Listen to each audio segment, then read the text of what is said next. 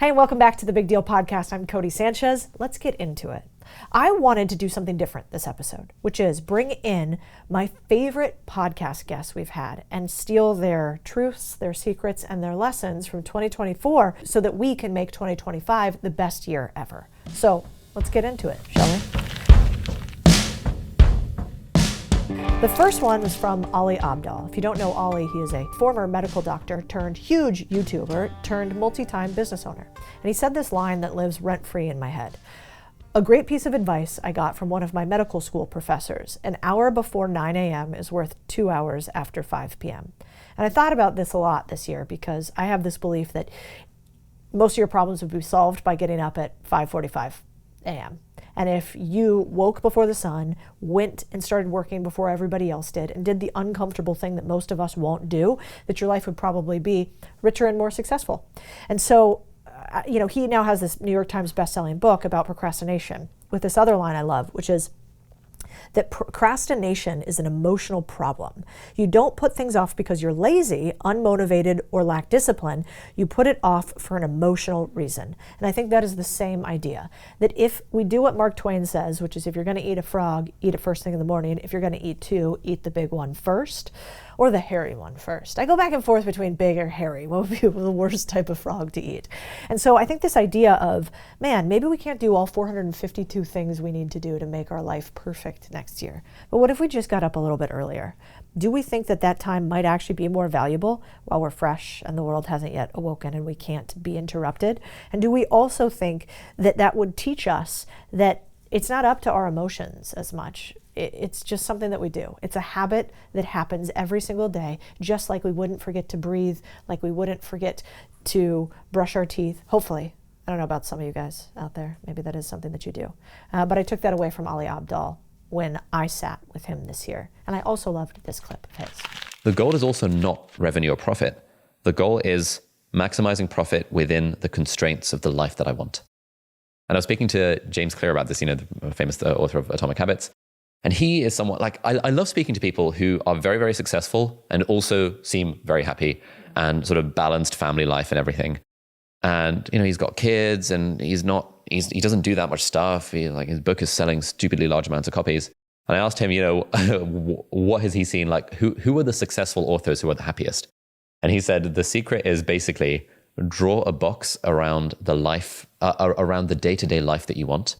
And within that box, sure, maximize profit. But if anything falls outside of that box, you have to say no to the thing. So he only does like one speaking gig a month, even though he could do loads and make loads of money. He doesn't make an online course, even though he probably could. He doesn't have an app, even though he could. Because for him, the box around his life is, I want to be able to wake up when I want. I want to be able to take my kids to school. I want to have a few hours of writing. I want to pick them up from school and hang out with the family in the evening. And I love that he's defined his constraints and he's maximizing profit within those constraints. The next lesson is from Rich Roll. Rich Roll has an incredible story. If you've ever been in the deep depths of depression, if you have also thought that alcoholism was something you struggled with, or an addictive personality, or an addiction of some type, he is an incredible person to turn to, because he's turned from addiction to best-selling author to kind of elite athlete. He's also got incredible hair, if you guys haven't seen it, and he's become a friend of mine. And he said this line: the prize never goes to the fastest guy. It goes to the guy who slows down the least. True in endurance sports, and possibly even truer in life. Now, I have this saying that if you wanted to make more money and be richer, you should just move faster. But the truth is, it's not enough to move fast once. You got to move fast continuously. So this idea of turtle versus hare, consistent forward progress that is slightly faster than kind of inconsistent start and goes, sort of releases us from a lot of the things that I think go bump in the night, which is, how can I keep running all the time? I'm tired. I wish that I could do all these huge things, but I can't. I can't always move as fast as I want to. And I loved this quote from Rich because it's a reminder of just, can you slow down a little bit less than the other guy for this period of time in which you want to achieve your big things? And that is also the truth of marathon running. Who burns out the fastest in marathon running? Well, it's not the guy who has the set time for every single mile. It's the guy who burns through the first 5 or 10 miles and then eats up all their reserves and leaves nothing left in the tank for the back half. And so I think life might be just like that too. So how could we not just move faster, but slow down the lease? The next lesson came from Scott Galloway. He's a professor at NYU Stern School of Business, also multi-time best-selling author, also kind of a crazy guy. We have totally different opinions on many things, but he said a line that I totally agree with, which is, people say to follow your passion. I think that's bullshit. Anyone who tells you to follow your passion is already rich. And I think that's true.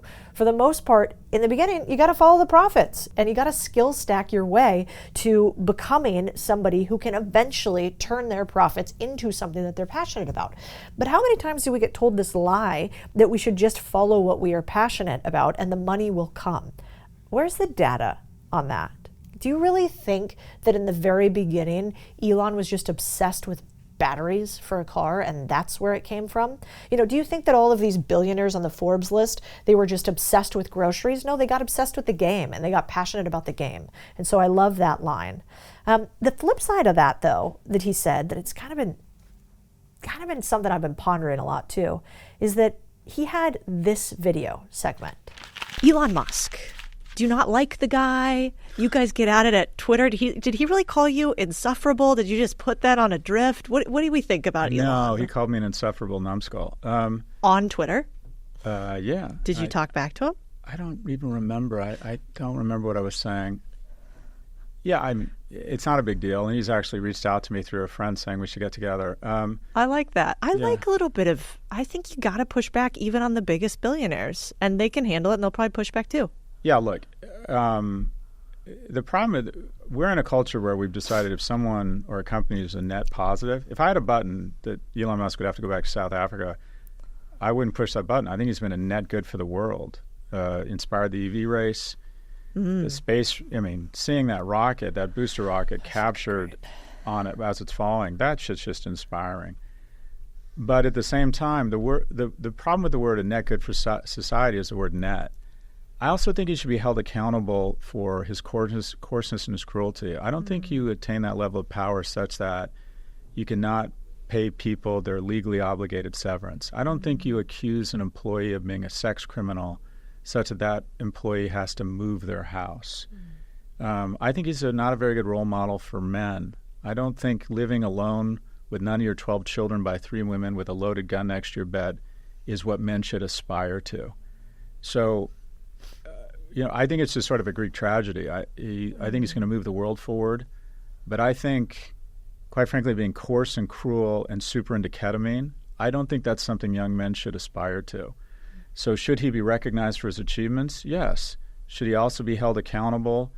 And should we be critical of him on the things where I don't think he's living up to his blessings? Yeah. And but look, I don't think he thinks a lot about me, nor should he. But I don't,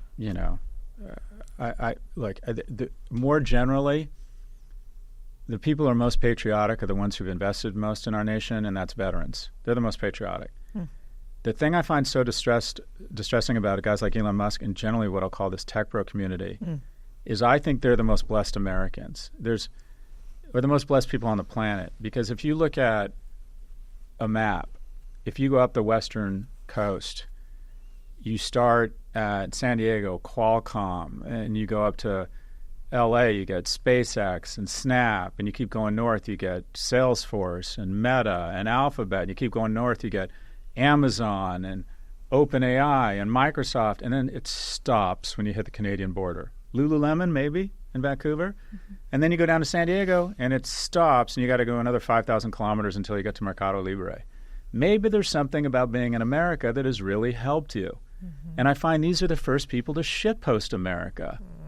So it's like, boss, you don't realize a lot of your success is not your fault. It's the success of other Americans. Every one of these companies is built on a technology that was funded by American middle-class taxpayers, whether it was DARPA, whether Elon Musk got $350 million tax-free loan. He hates subsidies, but he was there for it when we gave him a low-interest $350 million. Their charging stations are being built out by taxpayers. DARPA, the internet, Netflix was built on net neutrality funded by California and the other 49 states' taxpayers. And yet they seem to just dislike America once they have leveraged the shit out of it. And I just find it obnoxious. So in it, Professor Galloway is talking about, that he doesn't think that Elon is a great role model for young men, right? That he thinks that the things he does in a familial way doesn't actually lead to a good role model. And so I think we have to be careful of this idea of moral absolutism. Does a human have to be perfect in every way in order for us to learn from them? No, they don't, because guess what? You're not perfect and neither am I. And so when I listen to Prof. Galloway on this, I agree with him that maybe that is not how I want my son to be. I don't want my son to be married to 4 or 5 different women. I don't want my son to have all of these children by different women and not be happy. I mean, this clip from Elon right here where he talks about how living inside of his brain most people wouldn't want to do, I don't want that for my loved ones. And also, he is probably exactly the type of human humanity needs. And so do we have to have perfect humans? If you go back through history and time, I don't think you can find one. The founding fathers certainly were not. Hell, even Mother Teresa got shit. So I think at some point we have to say, how can I learn from the few things that I really admire about a human, and how can I serve it up kind of like a buffet? You take a few things you like, you leave a lot of the rest. And this releases for me a lot of maybe the same thing that you might feel, which is in order to have an incredible next year in 2025, we have to be perfect. And I think the answer is not so true. We have to pick a few things in which to focus on and know that at some point, even if we are Elon Musk, other people will talk shit about us. The next one comes from a good friend of mine now, Brian Johnson. So Brian Johnson, he actually started a large tech company called Braintree, sold that for, I can't remember how many hundreds of millions of dollars, became very wealthy, then started on this mission to never die, or as he calls it, don't die. And he gets a lot of shit on YouTube if you guys have seen him for doing crazy things like measuring his erection every night, but all of it in this pursuit of trying to increase longevity. And I actually really think Brian's a brilliant guy. And when you get to know him and get past all of these kind of weird things that he does for his health, you can see that his mission is really noble, which is he wants humans to survive. And his ideas do also live rent-free in my head, and there's 3 of them. One is, he says, imagine a world in the future in which people no longer die, in which AI exists, in which we're interplanetary, in which there's no scarcity, in which there's massive abundance. Wouldn't that be the ultimate travesty if we missed that because we were right on the cutting edge of the generation that did die? And, you know, while I'm a religious person and don't believe that death is the end, I think there's something really beautiful about this idea of what if we could just extend our life? I mean, back in the day, we used to die when we were 30, right? And so maybe there is some like moral imperative to this idea of what if we could live with a wonderful lifespan and health span until 200? That's kind of cool. And in that vein, I get overwhelmed sometimes about all of the things we have to do in order to have good health. But if you were to talk to Brian, he'd say this one thing. He'd say, sleep is the highest yield activity within reach. Nothing has a higher payoff. Our culture makes this hard to see and tells us to resist it. I thought that was fascinating. Like if you could do what he said on the podcast is, friends, I'm telling you, make sleep your number 1 priority and everything in your life will improve. So maybe we start with getting up a little bit earlier, but we also make sure we go to bed a little bit earlier too. And what happens with a well-rested mind is maybe everything else shakes out. And one of the reasons I think this could be true is because Brian Johnson also talks about this quote that I think is really beautiful, which is, if you're struggling with depression, know that you are not your thoughts. Depression warps reality so thoroughly that you cannot see what is real as hard as you try. There is hope. Life is worth it. You will get through this. And Brian knows firsthand, you know, when in the podcast episode here, he talks about his depression. But you have been public about being extremely depressed, suicidal, and at your lowest, and building a huge company despite all of that. What changed specifically that you think could be replicable for other people? Yeah. Besides the zeroth principle thinking. It was so easy in retrospect. 10 years, I tried everything to fix my depression. Like you name it, I tried it. For 10 years? For 10 years. And then I did 2 things that fixed it. I left my church and I got a divorce. And those 2 changes just made it evaporate. So it was environmental and it was contextual. So if you were to give advice to, let's say, your kids or the next person, before almost any of the blueprint, is it get your power of place and community right and your person or partner right? Yeah. Like, do you think those are even more fundamental than the health aspects? Yeah, or I'd say if I could speak to myself, I would say, and I was trying to help myself problem solve, I would say, what do you feel paralyzed by? And once you identify that, then what is the strength you feel that this thing has upon you? Like, in that moment, leaving my church, my religion, like my existential existence felt unimaginable. And leaving my marriage with my 3 kids, I was like an all-in dad. I worked really hard. And so my identity was so built up into that. So those things felt impossibly hard to break.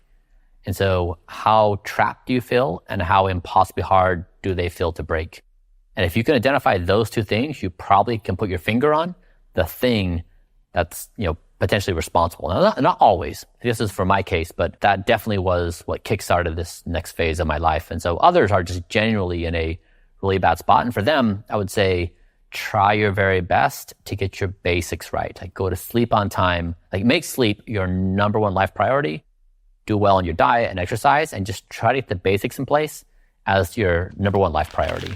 As he talks about like where he was and sort of the depth of despair he was in, he didn't realize that it was really due to 2 things, right? It was due to, he had a mission he didn't like, he didn't love what he did for a living, and he was super unhealthy at the time. And it turns out that when he got a little healthier and when he did something that he really liked, his life turned around and the depression was gone. I have a friend, Marissa, who had the same thing. Used to be like anti-gym girl, you know what I mean? Like just never went to the gym, kind of was like sort of like just skinny naturally, ran a business, cute, seemed happy, but was super depressed on the inside. Just like, what is the point of life? Existential crisis after existential crisis. And then one day, she was talking to a couple of our friends, and they basically were like, why don't you try getting some endorphins going, getting some adrenal response going? Like, let's go to the gym. And it was pretty funny because about 3 months later, she's like, turns out going to the gym solved about 99% of things. And so I think often we go really huge with what we have to solve when maybe it's just in front of us. Maybe it's just a little bit more sleep, just a little bit more movement. What if that's all it takes for our 2025 to be a hell of a lot better? Now we got Joshua Weissman. Now Joshua's huge on YouTube. Chef, YouTuber, hysterical, always slapping things and talking dirty like this. I don't know what the deal is, Joshua. They call him Big Papa in the kitchen, which is like ridiculous to say out loud because we're friends. And so seeing people on the internet call him Big Papa is just slightly weird for me. But there were a lot of quotes that I loved from Joshua that surprised me. One of them was, there are a lot of things in life you can't control, but the food you cook is one of the few things you can. And this gives you a real sense of power over a huge aspect of your life. Think about that. So much is out of our control. But it's not the things we put in our body, and the things we put in our body becomes the things that fuel us through life. And maybe there's nothing more important or sacred than that. He has some other thoughts that I thought were hysterical, like always keep crispy shallots on hand. You'll never be disappointed. I'm not sure that's going to help us in 2025, except those things are fucking delicious. And I will at you in the comments if you disagree with me on shallots being delicious, especially when crispy. But the other part that I thought was fascinating is this story. So I asked Josh about an emotional time in his life. Like, has there ever been a moment when somebody made you cry? And this is what he shared. Most people would make fun of me, which is fine. Like, that's part of, like, we all razz each other. Wasn't like going home crying, but they'd be like, Josh, you gonna go film a YouTube video when you go home? I'd be like, fuck yeah, I am, you little bitch, and that was like kind of the vibe. So have you always been the type of person who just kind of ignores when people make fun of you or think that something you're doing is goofy? No. When I was a kid, I was super overweight, and so I got bullied pretty significantly. Yeah. But I think that kind of like gave me a pretty thick skin early on. And I mean, I ended up losing all the weight, which was great. I lost like 140 pounds when I was like 16. So, in a weird way, they kind of pushed me to do that. So it's hard to, I regained this new perspective where I was like, I mean, they were mean to me and they made fun of me, and I'm not saying it was right. And the way they went about it was way, way, way not okay. And I don't condone bullying, but it did push me in a direction that changed my life, which made me realize, I can like literally just change something in my life and make good things happen for myself if I'm willing to put in the work. Okay, cool. And that attitude stuck with me from that moment forever. So the whole like people saying negative things about me kind of was this wash after that. Now, I think for most of us, when we're, on the come up, it's hard to look at somebody like Josh Weissman and think about the time when he was starting in a kitchen, when he was working under somebody else and he was insecure. And at the time, as he would say it first, not me, he would say he was overweight, he was insecure, he was working super hard, he didn't know if he was going to make it, and he still remembers that moment to this day. He's been famous on the internet for years. He has one of the New York Times best-selling cookbooks of all time, and yet he still remembers the exact moment and how it felt that time when he felt so very small. And this is a great reminder for me that all of us have those moments that either we can choose to let them break us or fuel us. And I choose to let moments where emotion feels overwhelming and I feel very small and that little Codie inside of me doesn't feel so strong to fuel me instead of break me. And so it's not just you if you're feeling that right now. Maybe this moment of you feeling small and worthless is the exact moment that you need for your change in 2025. And like, let that settle in for a second. What might that feel like if that was true for you? That was my takeaway from Big Papa. All right, Michaela Fuller, who is actually Jordan Peterson's daughter. This episode I really liked because is it ever hard for you to like look yourself in the face and tell yourself the difficult truths? Well, this clip was pretty incredible for me. She said this quote, "Working on yourself is the best thing you can do. Make yourself more knowledgeable, make more money, make yourself as attractive as you can, work on yourself until you're someone you'd want to date." Listen to this clip as she talks about being a single mom with no prospects, with a terrible autoimmune disorder, and thinking she would never find her human. You were divorced previously, and I'm guessing looking around for a human. Was that hard? You were successful, you were doing well monetarily, and then you had to find a human who could keep up with that. What was that like? It was really hard. So a couple of things made it complicated. One, I work all the time and I'm swamped. And the friend group that I had in Toronto was kind of an older friend group. So there wasn't anybody in there that was interested in what I was doing. Not that I needed somebody who could be really interested in what I was doing, but there were certain things I was looking for. So I was like, they need to be smart. Well, let me start from the beginning. I'd gotten to the point after the divorce with a kid that I was like, being in a bad relationship is really bad. Being alone is way better than that. So I was like, I'm okay. I'm actually going to be fine. If I'm by myself, I'm fine. Now, I was lonely for sure, like very lonely, but I was like, this is fine. I can do this. So I was at that point. And then I tried to think about what I wanted, which I wasn't just going to get into a bad relationship. I was like, okay, this needs to hit on a lot of levels. They need to be okay that I want to work all the time. They need to be okay that I'm not going to be stay-at-home mom. What else was it? They need to have a sense of humor. They need to be emotionally stable because there's so many like crazy ups and downs in my life. And I have so much baggage, and I had more baggage 2 years ago, but like so much baggage. So it was like, you need to be emotionally stable. When things go badly, you have to like be able to laugh it off.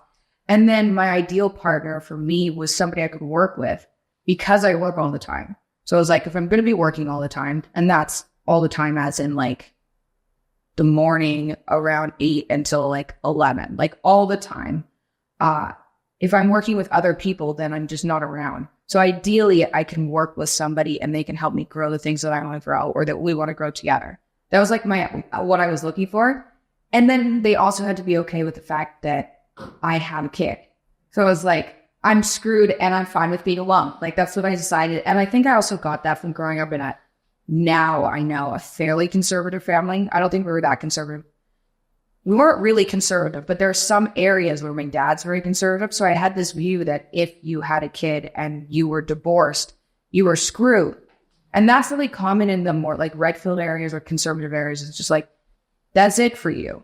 And so I had that view, and it was surprising to me that I actually found somebody that was amazing. most of us, we make excuses, right? And so when we're in the dating pool, what did I say when I was in the dating pool? It was like, there's no good men anywhere. There's nobody around. God, it's awful dating today. The guys are terrible. What did she say instead, which is so weird to me? She was like, actually, I'm really difficult to date. I mean, which is fascinating because she's like a beautiful woman, super famous father. She is now famous on the internet. She has a couple of businesses. They make a lot of money. Most of us, myself included, would probably go, actually, I'm a catch. Like, this is great.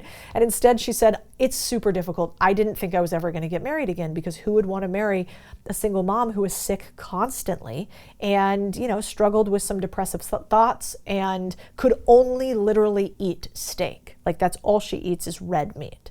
And she's like, think about like dating me, going out to dinner and the only thing I'll ever eat is red meat. And I'll ask every time what it's cooked in, and I'll kind of make a big proclamation every time. The lesson there for me was, if she can still feel self-confident about herself while also looking the hard truth in the eye, which is that she comes with some baggage, where are we not being honest with ourselves? Because it's like David Beckham said to Victoria, when we are being honest with ourselves, it turns out that the world appreciates that a little bit more, and I think might just give it back to us. I also loved this line, which is, she said, Dad, meaning Jordan Peterson, said to her in second grade, don't listen to stupid rules. I think that's one of the best things I've ever heard. And it's true. Where in your life right now do you have a stupid fucking rule you're listening to for who knows why? And how can you let that go? Is that really a rule, or is that a should, a preference, a somebody would like you to? If it's stupid, let's not listen to it.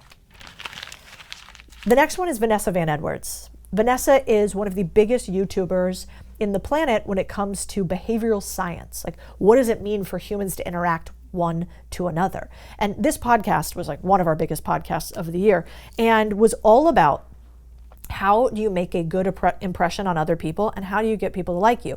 Vanessa talks about the fact that she is a recovering awkward person and doesn't really love social interactions. And you wouldn't know that if you've met her, actually, because she's kind of gregarious and extroverted, but that really depletes her. She cannot hang afterwards. And so if you are also a closeted introvert or an actual introvert, I think what's interesting is this video from her right now on how do we judge if somebody is somebody we like or don't. If you want to be treated with more respect, what do you do from a body language perspective? Okay, so respect is a good one. So research has shown that 82% of our impressions of people are based on two traits: warmth and competence. It's not how attractive you are, it's not how tall you are, it's not how rich you are, it's not how successful you are. It's literally how fast can you signal, I'm a friend, trust, and you can rely on me, competence. And so from a body language perspective, the faster you can signal those two things, the moment you hop on screen, the moment you get on a video, the moment you enter a room, the more people like you and respect you. Interesting. And so it is a balance. So what I like to think about is like a recipe, is there are warmth nonverbal cues and there are competent nonverbal cues. So warm cues, these make sense, right? Smiling, authentic smiling, a warm cue. You're nodding. Nodding is a warmth cue, right? When you do a triple nod, research shows that I will speak 67% longer. So when you're just going, oh, I got to start adding all but not bobbleheading. Which is this? No. Oh, right. Right. Too much. Well, also that's also not good, right? Well, you're it's too much. So if you do a slow triple nod, here, I'll demo it for you. Okay. The other person speaks 67% longer. So this is a Stop. Okay. Right? That is a nonverbal ... You're telling the other person, I hear you, I see you, tell me more. Now, the pace of this is also important. So you only want to do 3, and pause. And you want to do them slowly. So slow is engaged and curious. Tell me more, tell me more, tell me more. Fast is impatience. Yeah. So a little secret here is if you want someone to like wrap it up or speed it up, not that you ever would, you can go, It's literally a signal for them to stop talking. So warmth cues, smiling, nodding, a head tilt. So watch the difference between a still face and a head tilt. So if I were to say, I have some news, a head tilt immediately softens you. It immediately adds more warmth. That's a small warmth cue. Competence cues, there's like 15 of them, but those are the easy ones. The competence cues, some of my favorites are like a steeple.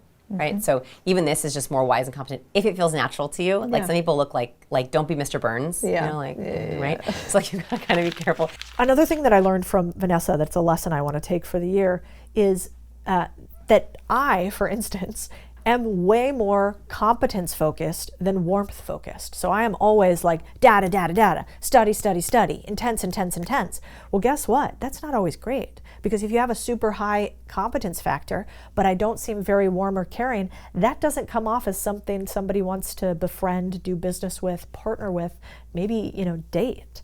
And so as I watched her video, I started to realize there's this balance that we need to have between, can we be really competent and kind? Are we being too kind and not competent enough? And maybe there is a balance between the two. The next one's Danica Patrick. Danica is actually one of the highest paid female athletes of all time, which is wild. If you guys don't remember her from back in the day, she was a NASCAR race car driver, has now gotten into pop culture in the public sphere and has a big podcast, but has taken huge, hard stances over her career. And it's this lesson that I take away, which is that you would be more successful if you followed more people who you don't agree with. You would be richer if you talked to more people that you don't agree with. That in fact, probably the key to success is making sure that you're not surrounded by sycophants and yes men.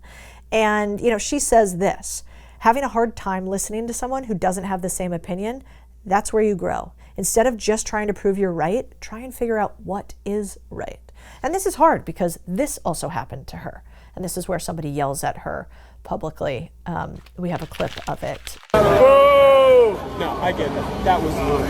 It was. Since I'm old, sweetheart, instead of taking the booing, what I want to tell you is like, I do the very best I can. Yes, you do. I mean, if you're a real fan, you know that I'm not just like, my job is not to sign autographs, right? My job is to drive a car, to tell the crew chief what's going on. I don't appreciate the booing. It hurts my feelings. I'm a fucking person. You know what I mean? I'm a person too. I have feelings. When you boo me, it hurts my feelings. Okay? Please just be supportive fans. I'll do everything I can. When I came from over here, my car is over there. I only do so much. I have to get in the car. So just please understand that I have feelings too. Danica, thank you for your hard work. Keep your chin up. You didn't sign on the way out either. You can tell that she's actually not unwilling to go up to a random stranger who heckles her and say the weirdest of things, which I would never have the balls to say, which is, you saying that hurts my feelings. Why would you yell that at me? I wouldn't yell that at you. She talks to a troll like a human. And because she does that, she gets less trolls. And where in our life are we not having the difficult conversation with the person that we need to because we don't want to talk to somebody we disagree with, because it might be uncomfortable, because we don't think that they will come over to our side. They don't have to come to our side. We just have to show them that we're human. I think a lot of times what I've realized in business and life is most conflict stems from both parties not being honest about their feelings. Instead of us talking about what happened, talk about why we feel some way. And this is not that normal, but think about it in a fight. You're like, you said you would be home at 5. Well, you said, that we would go out to dinner at this time. Well, you said this. You're arguing realities constantly. That's what most fights are. But if instead we could get deeper, like you said you were going to be home at 5 and I was sad about that because I've been really excited to hang out with you.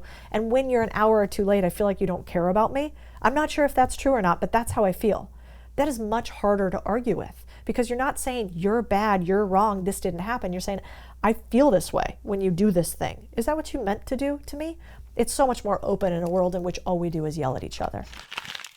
The next one is Chris Voss. I've done 2 episodes with Chris Voss now. He's incredible. Every time I listen to them, I learn something hugely. Actually, I think his episodes are probably 2 of my favorite that I've ever done. There's a line that he says that I'm obsessed with, which is, remember that people are not against you, they are for themselves, which is why curiosity, empathy, mirroring, and labeling work like magic. It's not about you, it never was. I think that's pretty freeing. So the next time you have a fight, where can you realize this isn't actually about you at all? This is about something inside of them. If I want something from them and they're not wanting to give it to me, that's about something inside of them. How can we use that truth to our advantage? He also says, he who asks a question is a fool for 5 minutes. He who does not ask a question remains a fool forever. It's a Chinese proverb, but about this idea of asking more. He says one of the most powerful things we can do is be curious. And I think that's true, except I didn't realize all the data behind it. I'm a journalist turned investor, turned podcaster, turned YouTuber. And what is the one trait that is true through all of that? It's curiosity. Curiosity about why one investment would work versus another. Same in podcasting. I'd be a pretty shitty podcaster if I hated asking questions and didn't want to know anything about anybody. And I would be pretty bad at being an quote unquote influencer or writing things online if I wasn't curious about what people wanted to know from us. It's like this conversation and feedback loop you and I are having. So are you being curious enough? Are you asking and using the 2-to-1 ratio, your 2 ears to your 1 mouth continuously? He has this other line, which I think is tough to hear. When you start your sentence with, if I were you, that's not empathy. You're not them. You're making it about you. Get out of your world and into theirs. We're not put on this earth to be narcissistic. We're here to help each other. Make curiosity and empathy your weapons. How bizarre to hear that from a former FBI negotiator, and yet it is super true. And so, my lesson from him is ask more questions and actually want to know the answers. Arthur Brooks. Arthur Brooks ran the American Enterprise think tank, one of the biggest think tanks in the world for a decade plus. He's best buds with the Dalai Lama. He also knows all the former presidents. He also works at Harvard at the Happiness Institute. He has been a multi-time best-selling author, and he's also best buds with Oprah and wrote a book with her, so he's kind of an underachiever. But every time I talk to Arthur, I am shocked at how much I learn about the human condition and why we do the things we do. I want to talk first about women versus men, and I want to play this clip from Arthur about the difference between the two and who is happier today. What's going on with women these days? We used to be a lot It's a broad happier question. than men. Yeah. You're like, where do we start? I know, bring out the yeah, list. yeah. But I was looking at some of your research, and it seems like women, across multiple different categories used to be happier than men. Right. Now we're not. Right. How bad are we? What's the difference? And what happened? So that's a good question. What happened? So to get a little bit of background on that, for the longest time, it was found that women were happier than men. And a lot of ways to look at that. Women at different ages were happier than men. Women of all different marital status were. Single women were happier than single men. Married women. Widowed women, way happier than widowed men. I told my husband that one. Yeah, I told my wife that. She's like, huh. And the only group of women that were unhappy were divorced women, and typically is because they had custody of the kids, and that's incredibly stressful to be a single parent, because working and kids, et cetera. That doesn't mean that there's not a lot of meaning. It just means that day-to-day enjoyment can be attenuated. But what you've found is that over the past 20 years or so, women have converged downward to the unhappiness levels of men. So they've converged, and at first I thought, great, men are getting happier.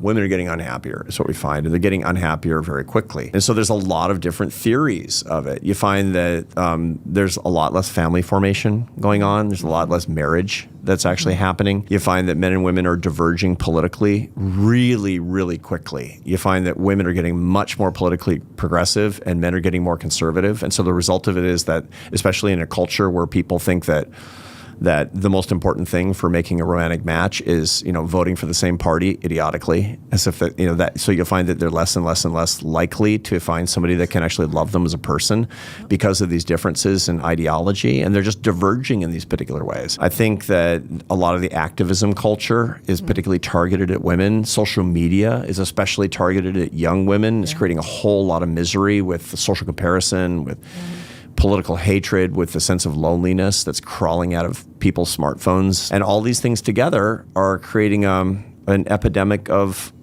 unhappiness among women, especially young women in our society today. Arthur Brooks also has a line that's living rent-free in my head, and I'm bringing into next year, which is that the greatest power you can use is love, which is a little weird for a social scientist and conservative thinker to say. I don't typically think of those two things from a human like that.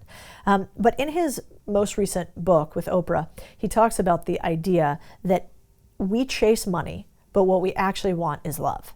That if we wanted to increase our happiness by 15 percentage points, the best thing we could actually do is live closer to the people we love, in a 1-mile radius, in fact. The closer that we live to those we love, the more we engage with those that we love, the happier we are. We actually want to get richer because we want to be happier, and yet we don't chase the thing that actually leads to more happiness, which is human connection. And that human connection at the end of the day is actually really all that matters. And so if we're happier, and we have more love in our life, I think we also have other things that attract to us. He talks about the fact that, it sounds a little touchy-feely, but that you are the things that you project out into the world. He would say this more from a religious perspective. But I think when it comes to us, where are we actually chasing after a thing we don't want? To do the old Fight Club adage, which is, you're chasing after things you don't want to impress people that you don't like, and you're doing it continuously. He would say that life is a lot easier than that, actually. I want to end with Joe Lonsdale, a billionaire, a controversial figure. Joe is maybe one of the smartest people I've spoken to on building, pure building of companies. But I loved this quote from him, which is, "Great men are called upon by history when they see dangerous times ahead. This is one of those times. And despite our immense challenges, I'm feeling optimistic as I see friends heed the call. We have nowhere to run. The United States of America is where we make our stand." And so I suppose I want to end this episode by saying to you guys, as he so eloquently says, that 2025 being your best year ever is actually really important for all of us. That I hope you take these lessons like I did and you apply them to your life, because if you become the human that is the best version of you can be, how do you think you ripple out into the world?